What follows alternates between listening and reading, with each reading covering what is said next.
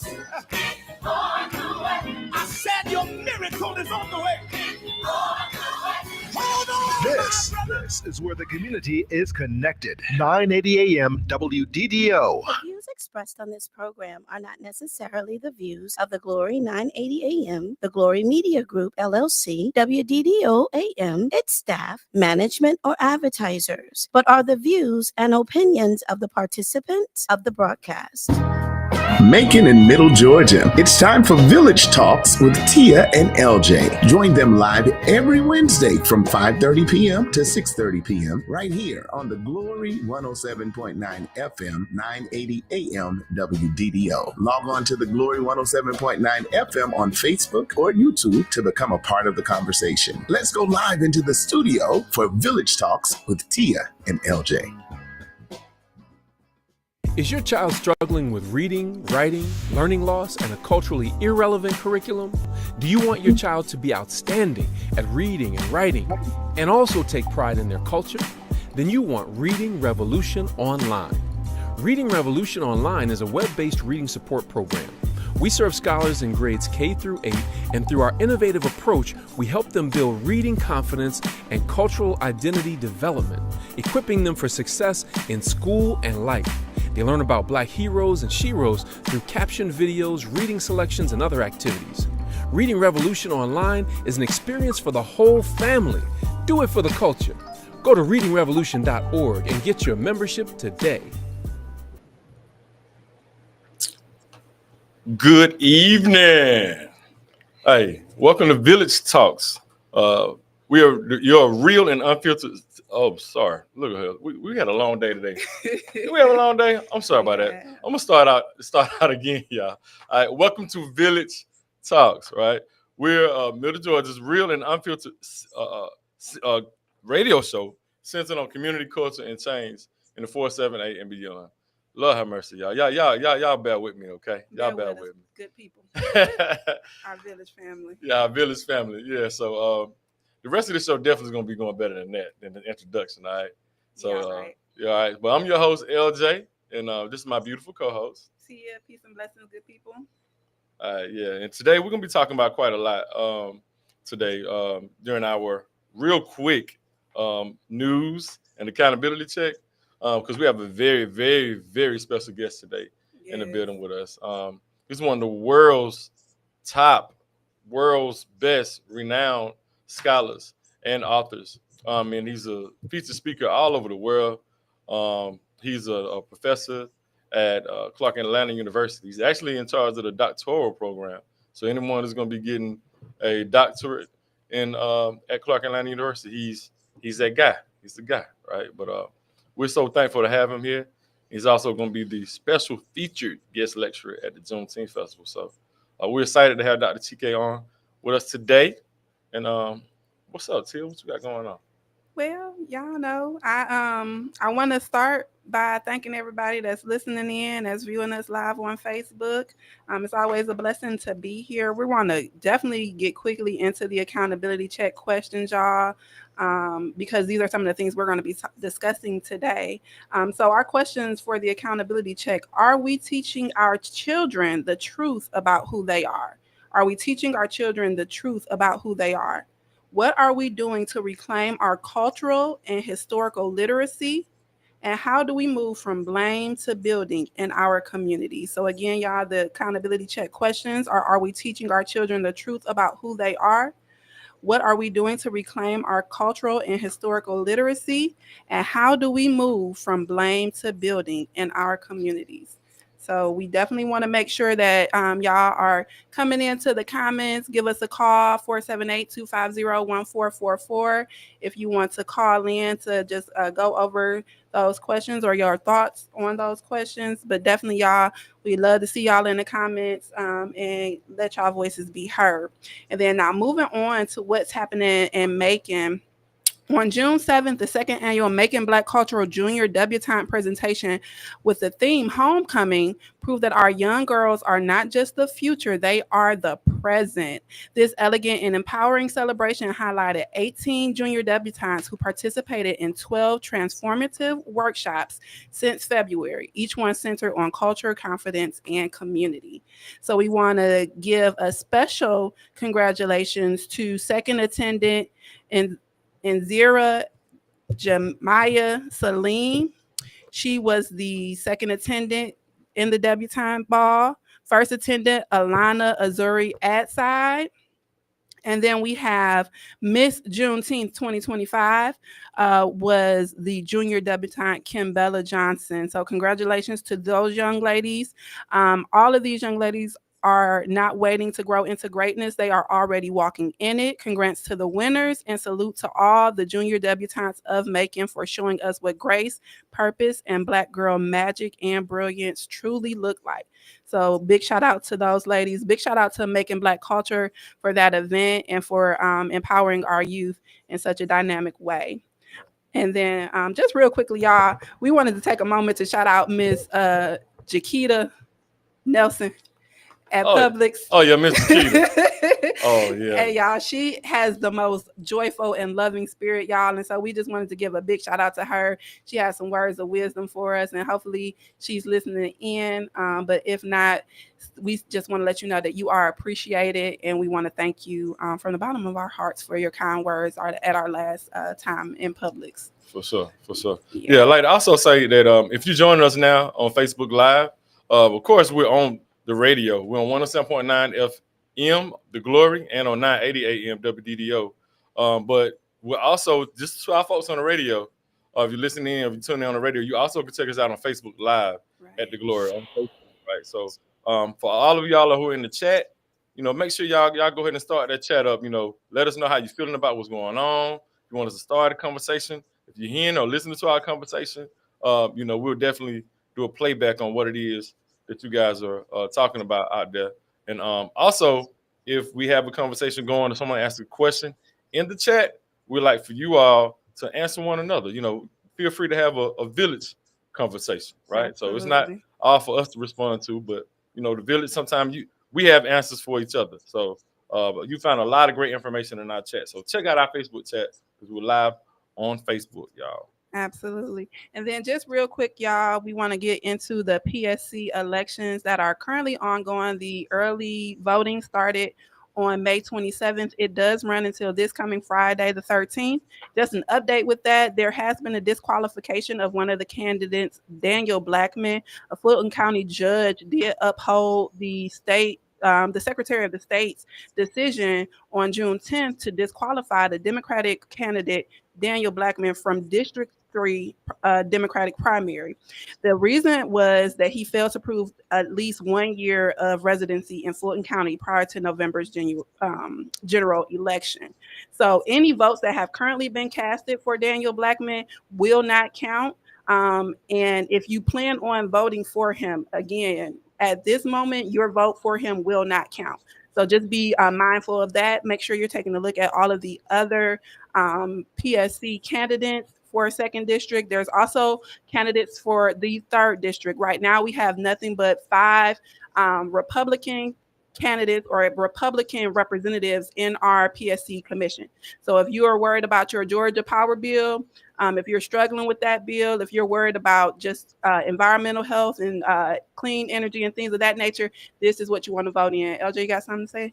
No, it's just just important for us to know that vote. A lot of us out there, I know was saying, man, I didn't know I was voting on my Georgia Power Bill and this and that or whatever, right? But yeah, the PSC Public Service Commission is in charge of any and all utilities, anything dealing with the water, the power, many other services that you need, right? So it's very, very important that y'all pay attention to that, and that we all pay attention to when it's time to vote. But this particular election is very important for us. The Public Service Commission is important to all of us. We're paying bills and we need these services, so we need to make sure we get the right people in there. All right, so we're moving kind of fast because we have to, get Dr. Chike on. We want to make sure we have plenty of time to talk to him because he's going to have so many jewels to drop on us, y'all. I'm telling you, I can't wait. I'm excited about this. I can't wait to hear this. I'm telling you. But we want to talk about, a recap on last week and some developments of what's happened since last week when we talked about the LEC, the Make It Big Yes. LEC, Mhm. and what's been happening over there with the bad conditions and some of the situations that happened over there with folks that have gotten hurt and actually got killed over there. And we saw that with the mayor yesterday rolled out like the 6-point plan with these initiatives that came out, and we're hopeful and genuinely hopeful that those initiatives will help with this situation. I talked to a few people today that have been talking, I guess, to the task force or the people who are responsible for doing the audit of the inmates who have the nonviolent crimes or what have you, that they're going to consider first to let out on this contingency plan that they have. Right. And there are also some other things that they're going to be doing around recidivism, and we're hopeful that there's some positive things that happen with that. We also like to say, as a part of our accountability check, there's been a big conversation in regards to whose fault is it, or it's the sheriff's job, or it's these people, person's job, whatever. But that lets you know right now up top that the mayor and our commission definitely could have done something from the beginning, with all the blame game stuff that was going out and stuff like that. We're going to keep it real now. But we are happy, that some developments, we're moving in a positive direction. But absolutely, everybody is accountable when it comes to what happens in our town and what happens in that jail. That's a city hall issue, a mayor commission issue, as well as a sheriff issue, as well as a DA in the court system issue, right? As well as a community issue, y'all. So I think I just want to give a special shout out to the Human and Civil Rights Coalition for coming down with that protest. The NAACP, the state, came down with the press conference. And we just want to thank everybody in the community who attended, everyone who spoke up, people who have been incarcerated in the LEC, people who have family members in the LEC.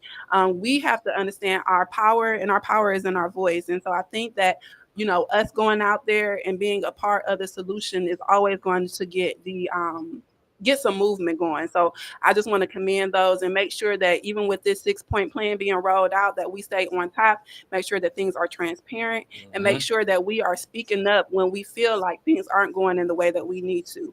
So That's we're right. hoping for, good things with this, great outcomes, but y'all, we are all responsible as well. So, we definitely are talking about root issues and root concerns and things that are happening in our neighborhood that helps to perpetuate the violence that we see.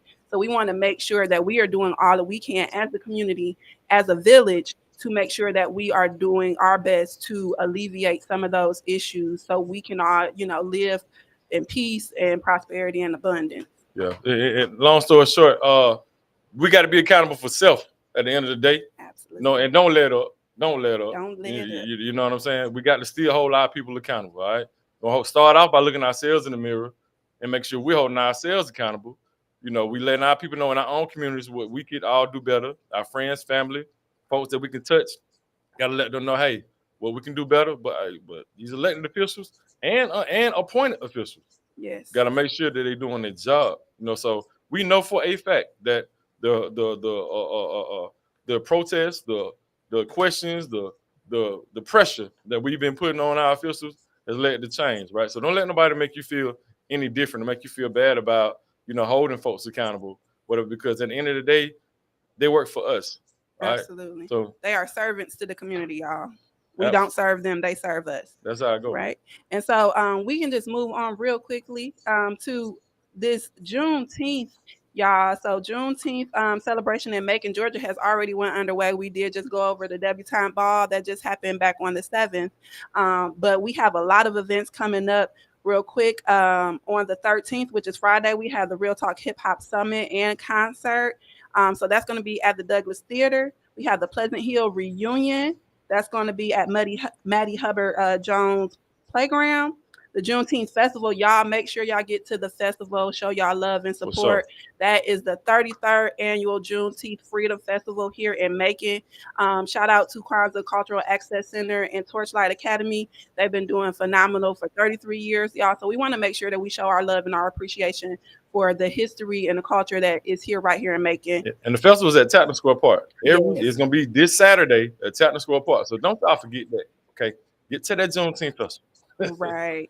And then one of the things I want to shout out on actual Juneteenth, on the 19th, there is going to be the playing of Ms. Aisha Warner Ellen's documentary, Made for a King. The debut was back in April, and there's going to be a replay. There's also going to be a panel discussion led by Pastor Paul Little. And so, y'all, that's going to be amazing on the 19th. And then we have Tales from the Culture on the 18th. And then, y'all, I wanted to say, well, we have the Juneteenth parade on the 22nd, but we wanted to just save the best, because he's right here on June 15th, Father's Day, this coming Sunday at the historical Douglas Theater. And we're going to have Dr. Chike Akua here as a guest lecturer. So we want to go ahead and let y'all know that he is here. He's not in the building with us physically, but he is here remotely. So we want to appreciate Dr. Chike for coming in. Can we get him in here? No, we need Mr. Muhammad. Oh, hey, Tony, we got to talk to our program manager, Tony. Shout out to our engineer, Tony, man. He should be on the show, but he's funny. But is someone on? We have a caller on the line. Yeah, well, I think we have a caller on the line. And shout out to Miss Dundee, Commissioner Bryant. Hey, how you doing? And see Jane Gooddoe on the Facebook chat. Hey, how you doing? She says hello. How y'all doing? Peace and blessings. Peace and blessings, Mr. Muhammad. Hey, peace and blessings, sir. How you doing?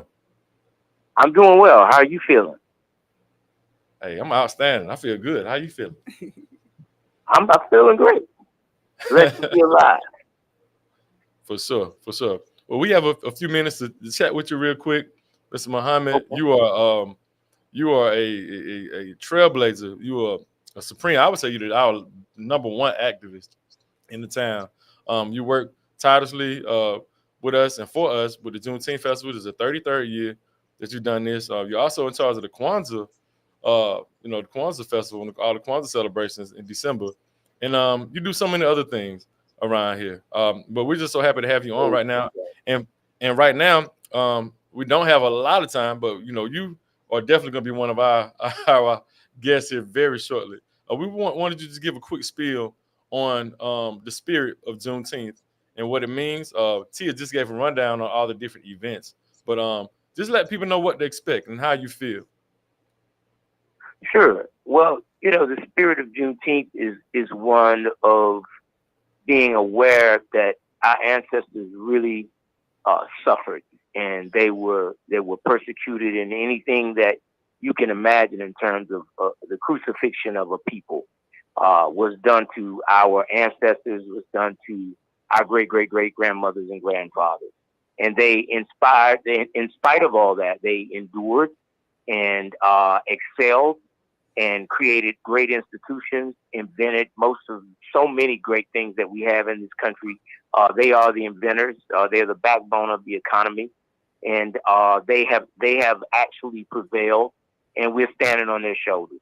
So that spirit of resilience and that spirit of being appreciative of the price that they paid is something that we should have in Juneteenth. That is really the purpose of it, and that remembering and commemorating. And then what are we going to do today? Looking at ourselves and giving a true account and a real commitment. As Dr. Thomas Duvall says, we have an obligation, a very serious and very deep obligation to our ancestors to do the best we can with our lives. So in that spirit, we move forward, and in a spirit of happiness, in a spirit of joy, that we do have an opportunity, that we have been chosen to live in this world and to be able to make a great contribution with our unique particular past, all of the people that exist, everybody in this community. So it's a blessing to be Black. It's a blessing to be melanin rich. I just, there's no throw off on anyone, but we have been taught so long that it was a curse, but it absolutely is truly the opposite. It is really a blessing.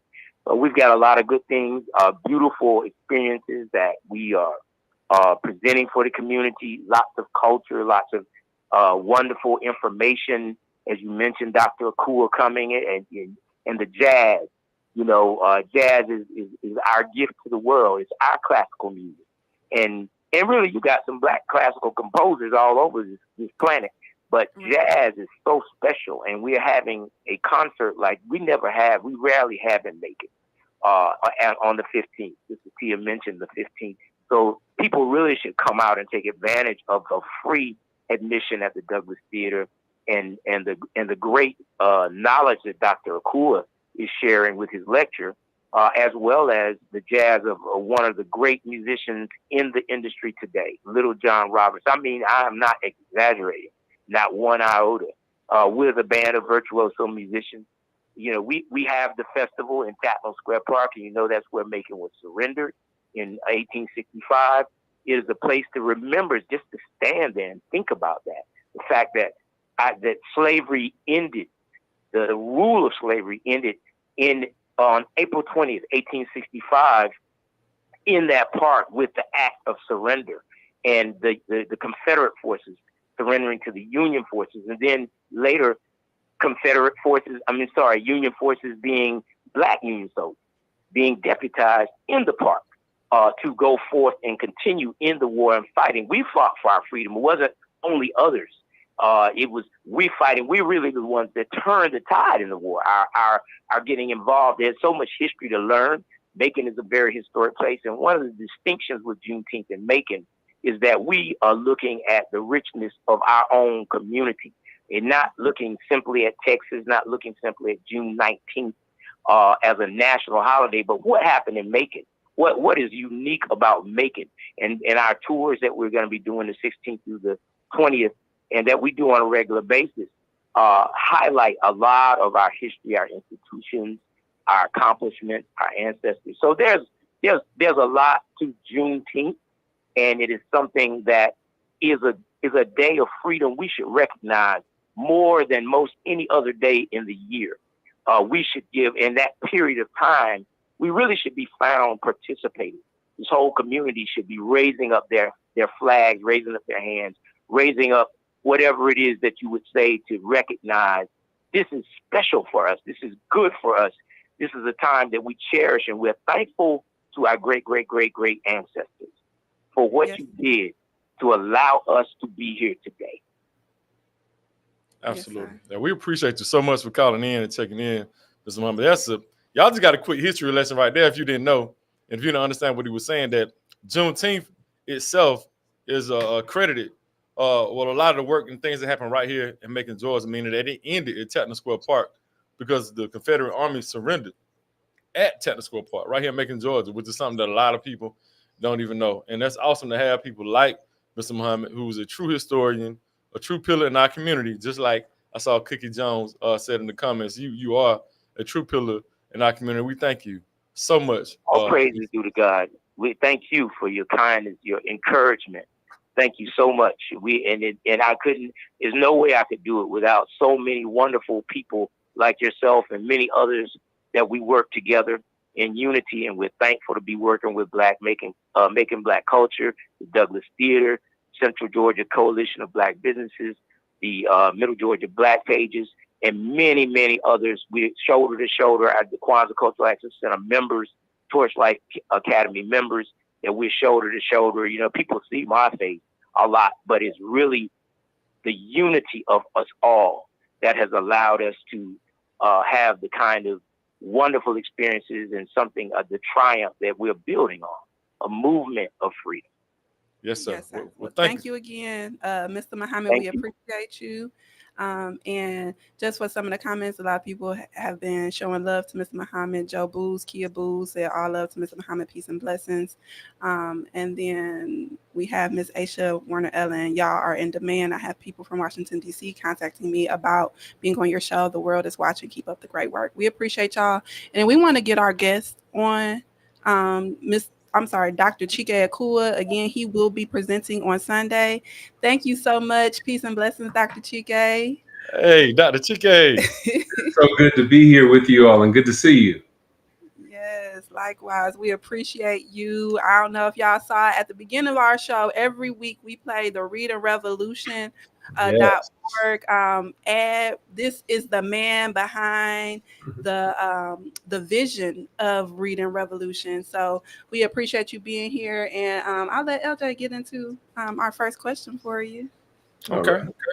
Yes, sir, Dr. Cool. You know, I'm a huge fan of your work. I'm so thankful to have you here. First of all, thank you so much again. But you're going to be the special guest lecturer here at Juneteenth, and that's a big deal. I don't know if you heard Mr. Muhammad just talk about how it even ended right here in Macon with the Confederate Army surrendering right here in Macon, right? And for your upcoming Juneteenth lecture, it's titled "From History to Destiny," and what does it mean to be Black? That's very strong. And you're the guy to really break that down for us. Can you let us know what inspired that title, and what can we expect in your message? Sure. Well, thank you first, Brother LJ and Sister Tia, for having me on today. And much respect to Mr. Muhammad for all the wonderful work that he's doing and that you're all doing in the community. But that title was very thoughtfully crafted to speak to some very important information that has been kept from us as a people. We have largely been dealing with forced ignorance and information suppression. And so we're seeing laws where it's becoming illegal to even teach about our history and culture. So that title, From History to Destiny, links why knowing our history is so important. So we're going back in time to see how what happened in the past impacts and affects us today, and how we can chart a prosperous future for ourselves into destiny. So that's the first part, From History to Destiny. The subtitle, What Does It Mean to Be Black, speaks to a particular conflict that's going on in our community, where I'm of the opinion that we need a radical redefinition of what it means to be Black, because so many of the popular images that we see show gangsterized and criminalized images of our young Black males, and then hypersexualized images of our young Black females, where they're shown as objects of sexual pleasure rather than subjects worthy of dignity and respect.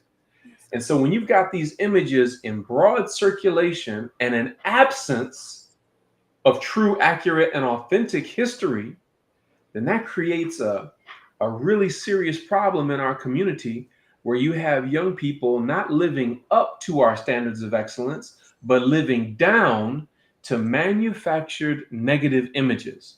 And so one of the things that I do through my presentations, they're very interactive, and I use what we call document analysis. I provide visual documentation of the things that I'm saying, so that even if you don't agree with what I'm saying, you can't argue with the evidence that I'm presenting. This is one of my signature presentations that I've done all over the country and in other parts of the world as well. And it's always an eye-opening, mind-blowing experience for everybody, because it deals with so many of the things that are not in the history books, not in the textbooks that our children are reading in the public schools, or even for those parents who say, hey, I want my child to go to a private school or a charter school or a Christian school or a religious school. Oftentimes they're not in those textbooks either. And so what we're doing is we are filling in the gaps and dispelling the myths and bringing truth to the lies. Very powerful, very powerful.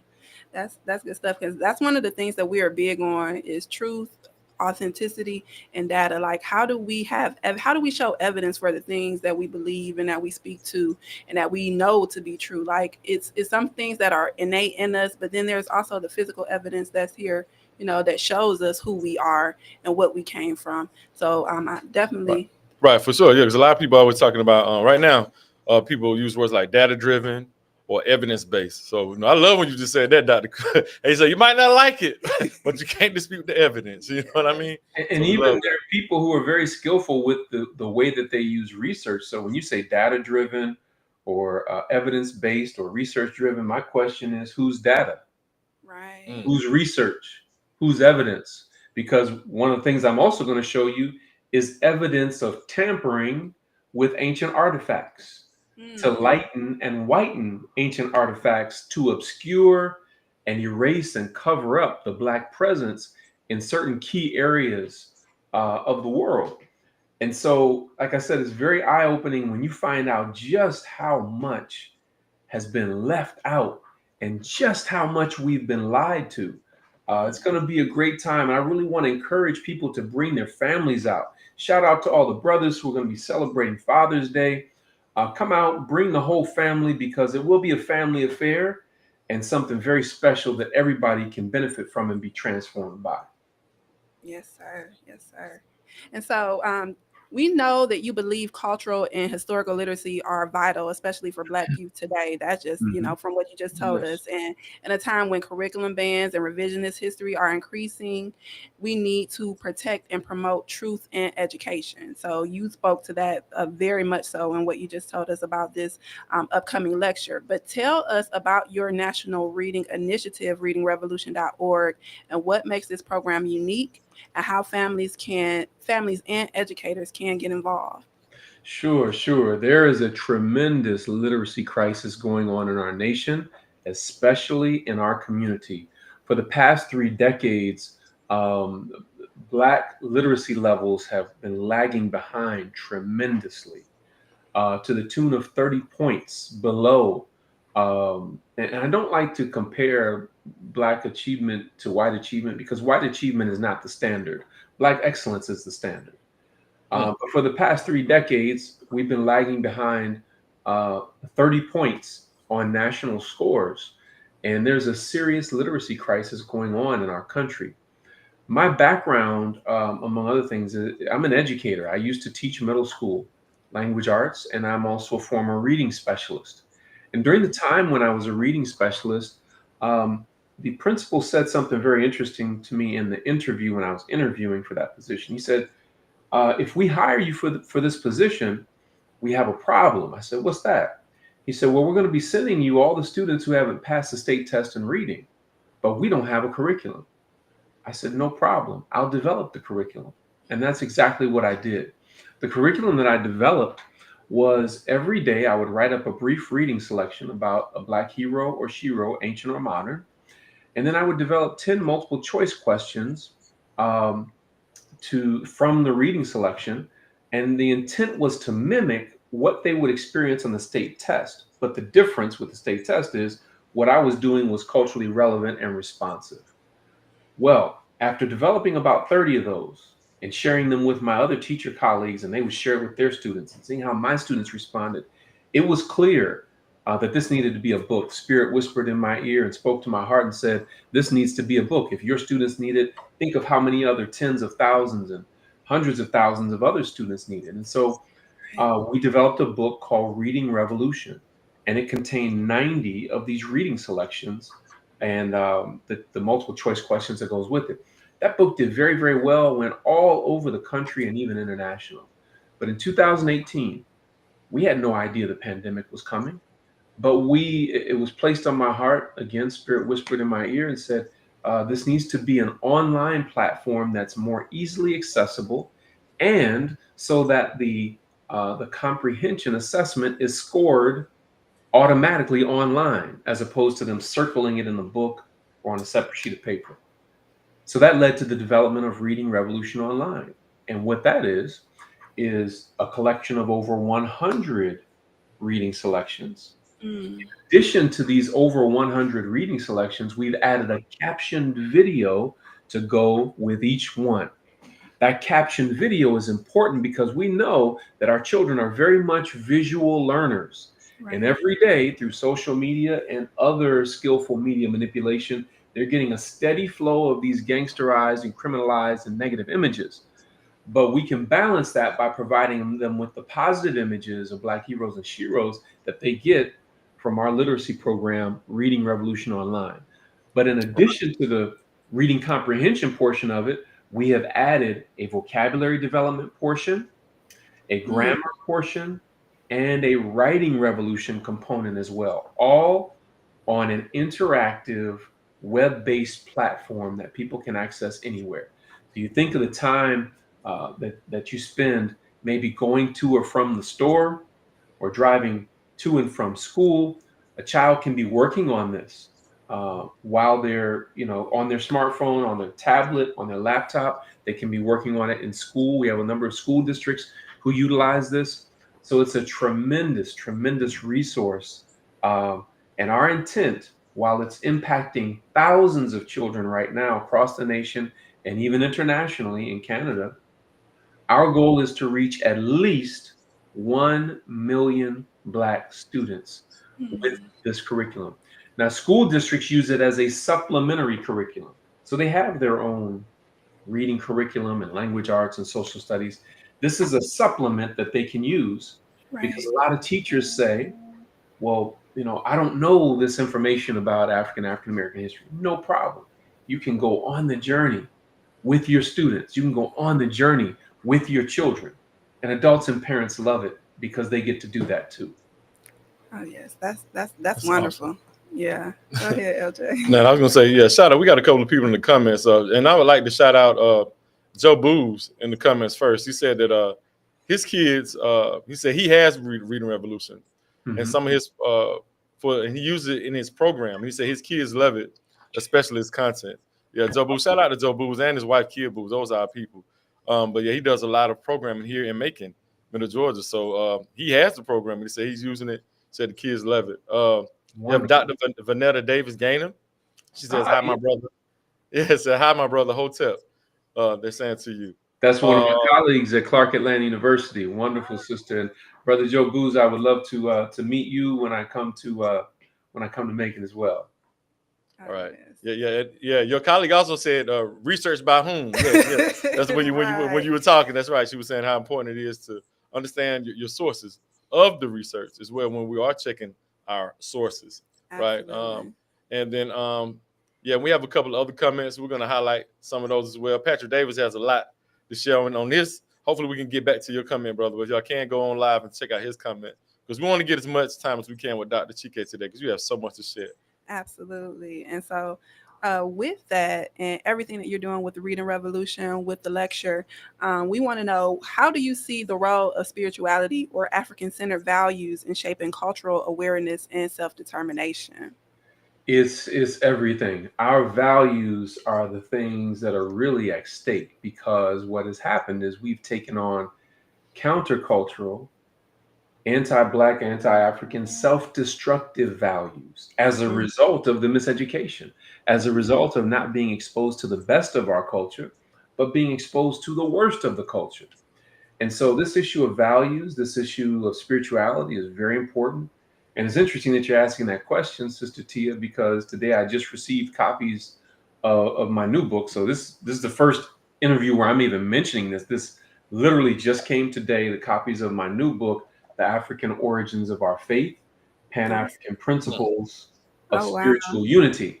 And so what that does is that centers us in the best of our spiritual values and lets us know how those values came through our African ancestors and makes it its way to us today.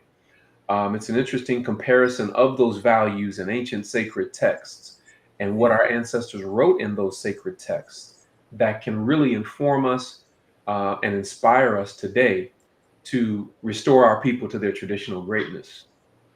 Yes. That's awesome. Yeah, and that's a great topic, Dr. TK. For one, I can please make sure, sir, that you have my copy put to the side. Absolutely. Yes, sir. I gotta have it. I know that. Shout out to Homeland Village, Uncle Kirk. I know he ordered a bundle of them as well. So he got you beat, man. He ordered 24 copies of that. He ordered a half dozen copies of my book, Honoring Our Ancestral Obligations, which is behind me right here. And another half dozen of my book, Kepra. So he's not playing. He's not playing. He is not playing. Trying to educate our people here in Macon. So we appreciate That's right. those books. Thank you so much, Abby. Yeah, so you'll be able to get those books here at Homeland Village as well. And I think that's an interesting topic, sir. And why we have you on here, right? Because we need people like you, like yourself. Like your voice is so needed in a time like today when so much misinformation and disinformation is put out.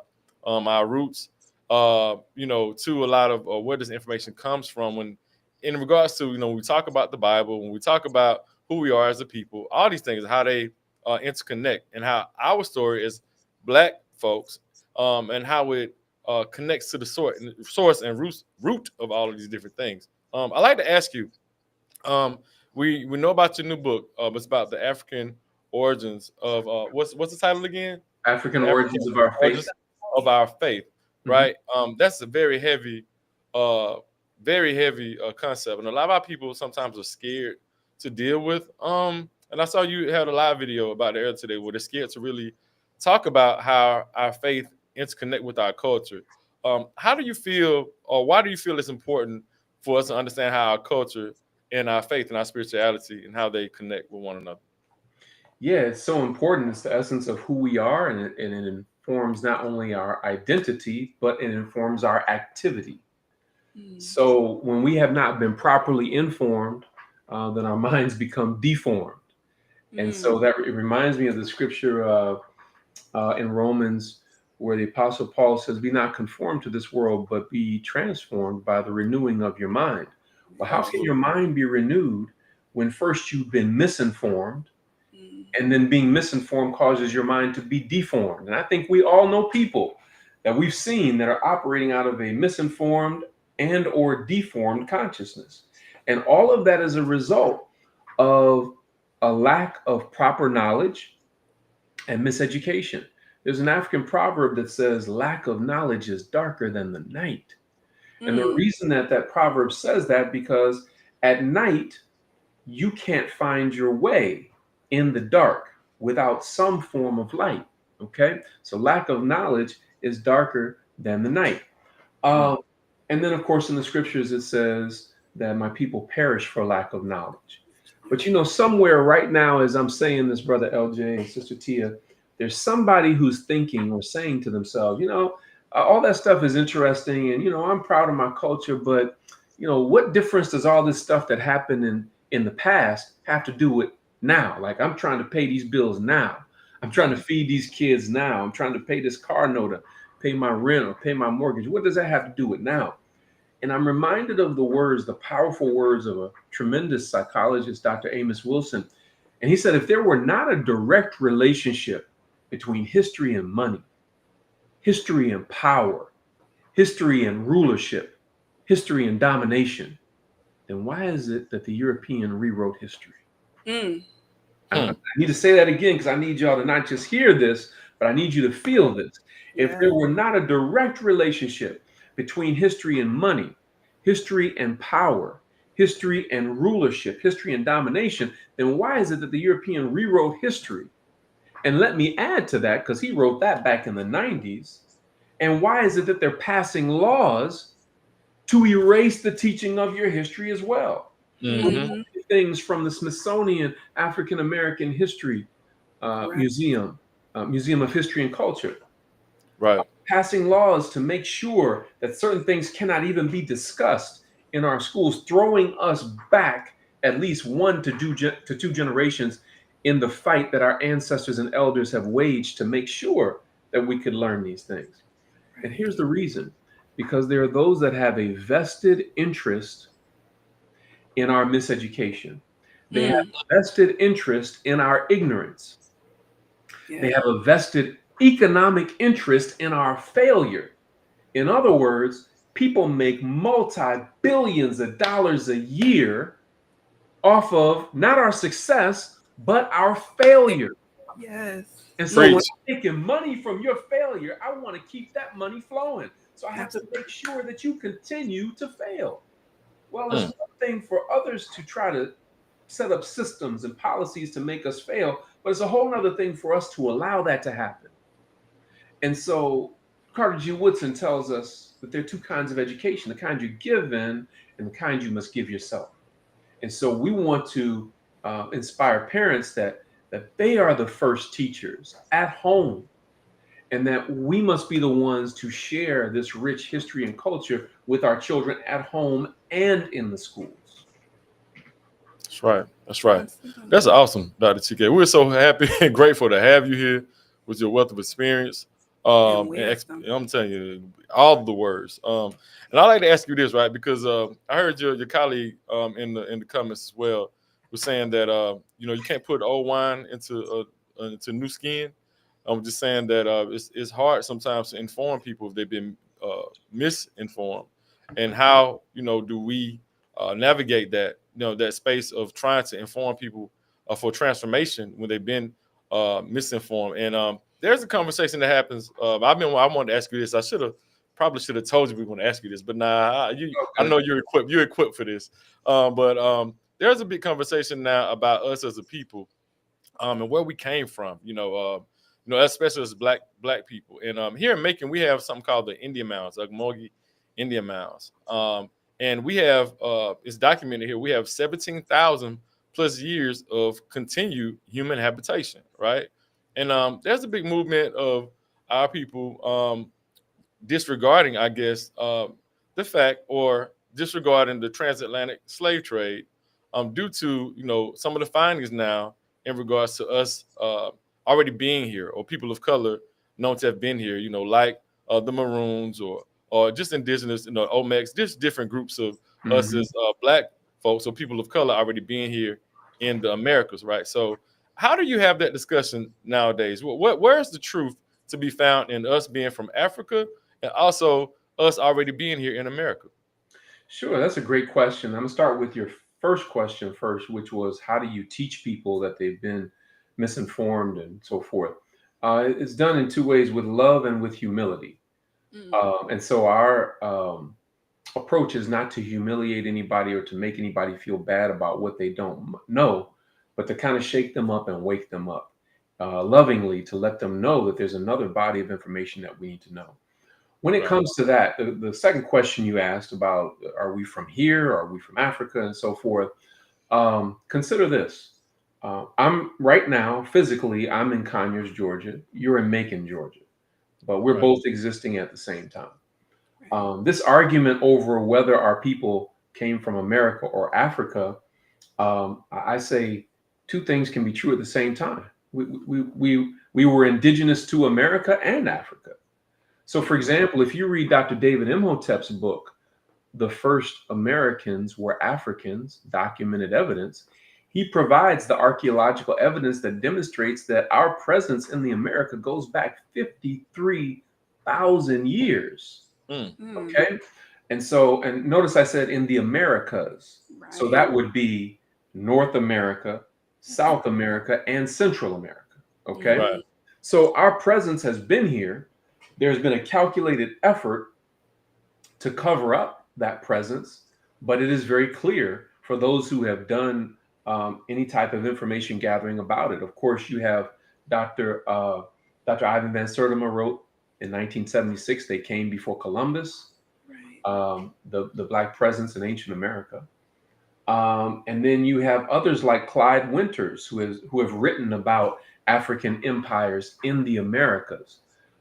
So for me, it's not one or the other, it's both and, because we are the parent people of the planet. So wherever you go on the planet, as Dr. Runoko Rashidi, through his research, has shown us the global African presence, and he visited over 100 countries, I think it was 130 altogether, documenting the Black presence in places that you would not necessarily expect Black people to be, all throughout Asia, throughout Europe, throughout the Americas, the islands of the Pacific, the islands of the Caribbean, and so forth. So it's not one or the other, brother. It's both and. That's right. Yes, appreciate that. We greatly appreciate that. Tia and I were just watching something about Australia and the Aboriginals of Australia, and there being a scientific fact that they have over 60,000 years of them being in Australia, and that their DNA, the DNA testing that they have done, came from Africa, and and that they had boats. So let me say something about that, because, and here again, this goes back to our miseducation. When I was growing up, we were referred to in some circles as minorities, right? Mm-hmm. And as a former language arts teacher, I look at the etymology of words, or the history of words, right? The roots of words. Well, the root of minority is minor, right? Mm-hmm. Means less than the majority. But how is it that we as a people were convinced and told that we were a minority when over 85% of the world's population are people of color.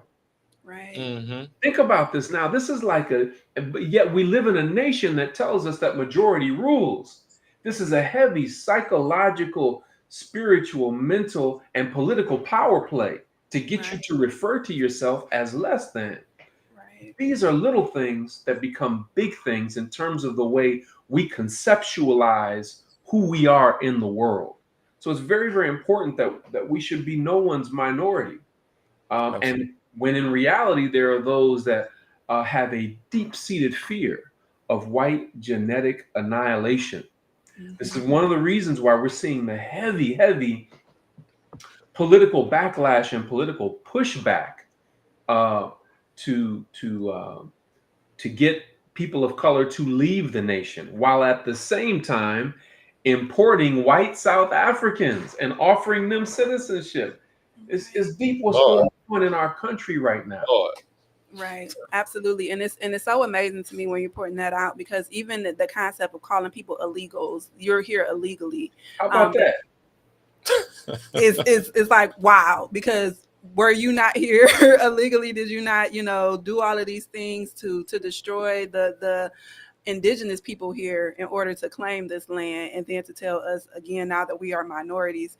I think that's insane. And then I also, even with that connection to like South Africans or these Afrikaners coming over and them having they're getting fast tracked into citizenship, where you have taken away things from, like, I believe it's the Cubans, Venezuelans, where they were legally here. They were here under asylum, and then you've taken away those rights or those protections, and then not giving people due process. So I think we use terms and we hear terms in the media that make us believe these concepts, like even when you're talking about minority, like what it does for us psychologically. Even when we talk about white supremacy, using the term supreme or supremacy over. I say white terrorism. Because they're not supreme. If I say supremacy, I would say white supremacy ideology, because it's an ideology, not a reality. Yes, but let me give you an example from my teaching. When I used to teach middle school, I was teaching 7th grade one year, and I was teaching my students about colonization. And I said the word colonize means to conquer or take over. And I said you can tell who colonized a nation by the language the people speak. Mm-hmm. So in Canada, the people speak English and they speak French because it was colonized by the British and the French. In America, we speak English because America was colonized or conquered by the British. In Mexico, they speak Spanish because it was colonized by the Spanish. One of my young men, 7th grade boy, blurts out, "Dang, Mr. Akua." I said, "What? What's up?" He said, "Man, they stole countries and continents. But if they even think we stole a candy bar, we get locked up. But nothing happened to them." I said, "Say more, brother. Say more." Because that kind of critical analysis is not usually dealt with or expected. Right. And so we had a very robust conversation about that. But then I asked my students, well, how many of you all have been followed by security officers when you go to the store or when you go to the mall? Of course, all the hands went up and so forth. So just the way that we characterize what it means to be a criminal, what it means to be gangsters and so forth. Gangsters and criminals in America have been painted with the black face, but you're not supposed to make those connections that young man made when he said they stole countries and continents. Right. But nothing happened to them. And so we have to be very, very clear as we develop the critical and creative thinking faculties of our young people to be able to connect the dots, but not only connecting the dots in terms of analyzing what's happened to us, understanding what we must do for us. And that's not blaming others, but that's understanding that we can't expect those that have done those things to us to now help us to move forward. That's something that only we can do for ourselves. There may be others who are well-meaning, people of goodwill, and that's fine and that's wonderful. But ultimately, the responsibility is in our hands. And that's what this lecture lecture is going to be about this Sunday. And I'm looking forward to seeing all the wonderful people that come out to it. For sure. Yes. Oh man, we're so thankful, Dr. TK, especially here in our city, in our area. You know, this is a majority Black town. You know, we definitely want our culture and our history and even our representation to reflect that. And understanding and having this type of education is very critical and key. So we thank you for that. And we have a final question before we end, and that is, what are some practical steps our community can take to reclaim and rebuild a strong cultural foundation? So the first thing that I would recommend is to take 15 minutes of quiet time every evening to read. And if our children see us modeling that, then they will become better at reading as well. But that quiet time is so important because we typically are hooked on all these different screens, whether that's the large flat screen TV, whether that's the phone screen and all those different things. We need to unplug from those things unless we're doing something that's productive. So that's yet another reason why we developed Reading Revolution Online, because in those 15 minutes, you and your child can learn about a new Black hero or shero that you may not have been taught about before and do the activities that go along with it. So the first thing that I would recommend is to set aside that sacred time every evening. It could be before or after dinner and things of that nature. And that would be my second thing. We need to start eating dinner together again. You know, you got one person in one room, one person in the kitchen, one person in the living room. Kid takes their dinner to their bedroom and they're playing video game. No, there was a function that simply eating, breaking bread together as a family, that served a function. And the function was far beyond just having something to eat. It was communicating. It was talking about what went on with your day. It was telling what's going on in the news and in society. It was going back to that word we used earlier about values, instilling the values in our children. Right. So setting aside that sacred time of day, 15 minutes to read something with or to your child or children, getting together for dinner time. Those are the first two things that I would recommend. And the great thing about that is that's something everybody can do. It doesn't cost you a dime, just takes a little bit of time. But that's something that everybody can do. We just have to have the will to do these small things that can ultimately lead to big results. Absolutely. Yes. Yes, I will. You got anything to say, Tia? I just want to say thank you. It has been an honor and a privilege to have you here on the show. I am so looking forward to your presentation on Sunday. Y'all, my birthday was special because I got to hear Dr. Richie or Rashad Richie and Dr. Chike Akua in person speaking to just these wonderful things that he's been speaking to today. So, you know, back in February, I was honored, and today I feel blessed, and I can't wait for June 15th. It's Father's Day. Y'all make sure y'all get out to the historic Douglas Theater. I just want to say thank you so much. It's so much gratitude, and I'm just in awe because you have provided so much wisdom in this short amount of time. Yes, we greatly appreciate you, Dr. TK. And we know that you got to go to Egypt, Kemet, next week. You and Dr. Rashad Richie. He's the host of Indisputable, which is a TV show, but he's also like a metaphysicist and a scientist, and he's amazing, y'all. So make sure y'all go check him out as well. Yes.